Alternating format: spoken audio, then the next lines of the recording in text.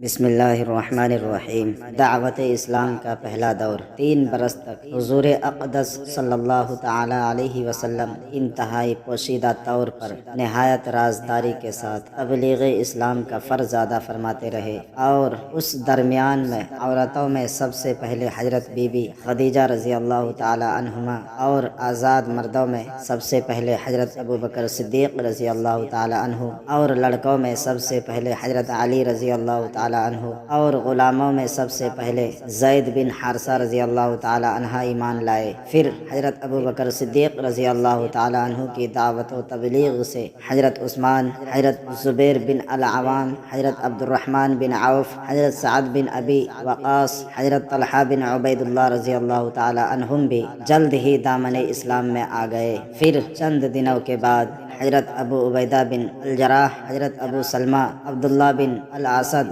حضرت ارقم بن ابو ارقم، حضرت عثمان بن مظعون اور ان کے دونوں بھائی حضرت قدامہ اور حضرت عبداللہ رضی اللہ تعالی عنہم بھی اسلام میں داخل ہو گئے۔ پھر کچھ مدت کے بعد حضرت ابو ذر غفاری و حضرت صہیب رومی، حضرت عبیدہ بن الحارث بن عبد المطلب، سعید بن زید بن عمر بن نفیل اور ان کی بیوی فاطمہ بنت الخطاب، حضرت عمر کی بہن رضی اللہ تعالی عنہم نے بھی اسلام قبول کر لیا، اور حضور صلی اللہ تعالی علیہ وسلم کی چچی حضرت ام الفضل، حضرت عباس بن عبد المطلب کی بیوی اور حضرت اسماء بنت ابو بکر رضی اللہ تعالی عنہم بھی مسلمان ہو گئی۔ ان کے علاوہ دوسرے بہت سے مردوں اور عورتوں نے بھی اسلام لانے کا شرف حاصل کر لیا۔ واضح رہے کہ سب سے پہلے اسلام لانے والے جو سابقین اولین کے لقب سے سرفراز ہے، ان خوش نصیبوں کی فہرست پر نظر ڈالنے سے پتہ چلتا ہے کہ سب سے پہلے دامن اسلام میں آنے والے وہی لوگ ہیں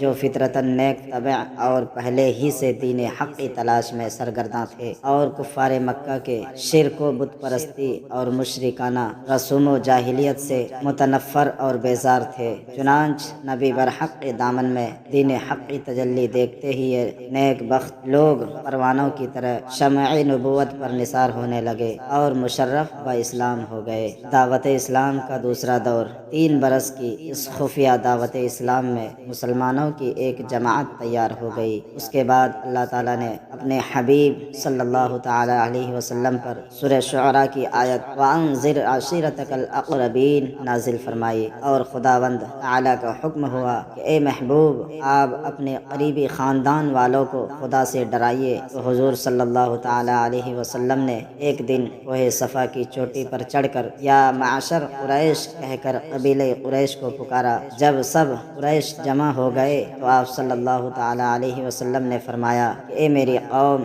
اگر میں تم لوگوں سے یہ کہہ دوں کہ اس پہاڑ کے پیچھے ایک لشکر چھپا ہوا ہے جو تم پر حملہ کرنے والا ہے، تو کیا تم لوگ میری بات کا یقین کر لو گے؟ تو سب نے ایک زبان ہو کر کہا کہ ہاں ہاں، ہم یقیناً آپ صلی اللہ تعالی علیہ وسلم کی بات کا یقین کر لیں گے، کیونکہ ہم نے آپ صلی اللہ تعالی علیہ وسلم کو ہمیشہ سچا اور امین ہی پایا ہے۔ آپ صلی اللہ تعالی علیہ وسلم نے فرمایا کہ اچھا، تو پھر میں یہ کہتا ہوں کہ میں تم لوگوں کو عذاب الہی سے ڈرا رہا ہوں، اور اگر تم لوگ ایمان نہ لاؤ گے تو تم پر عذاب الہی اترے گا۔ یہ سن کر تمام قریش، جن میں آپ صلی اللہ تعالی علیہ وسلم کا چچا ابو لہب بھی تھا، سخت ناراض ہو کر سب کے سب چلے گئے، اور حضور صلی اللہ تعالی علیہ وسلم کی شان میں اول فول بکنے لگے۔ دعوت اسلام کا تیسرا دور اب وہ وقت آ گیا کہ اعلان نبوت کے چوتھے سال سورہ حجر کی آیت فاصدع بما تؤمر نازل فرمائی، اور حضرت حق جل شانہ نے یہ حکم فرمایا کہ اے محبوب، آپ کو جو حکم دیا گیا ہے اس کو علی الاعلان بیان فرمائیے۔ چنانچہ اس کے بعد آپ صلی اللہ تعالی علیہ وسلم اعلانیہ طور پر دین اسلام کی تبلیغ فرمانے لگے، اور شرک و بت پرستی کی کھلم کھلا برائی بیان فرمانے لگے، اور تمام قریش بلکہ تمام اہل مکہ بلکہ پورا عرب آپ کی مخالفت پر کمر بستہ ہو گیا، اور حضور صلی اللہ تعالی علیہ وسلم اور مسلمانوں کی ایذا رسانیوں کا ایک طولانی سلسلہ شروع ہو گیا۔ ناظرین، ویڈیو اچھی لگی تو ویڈیو کو لائک اینڈ سبسکرائب کیجیے۔ شکریہ، جزاک اللہ۔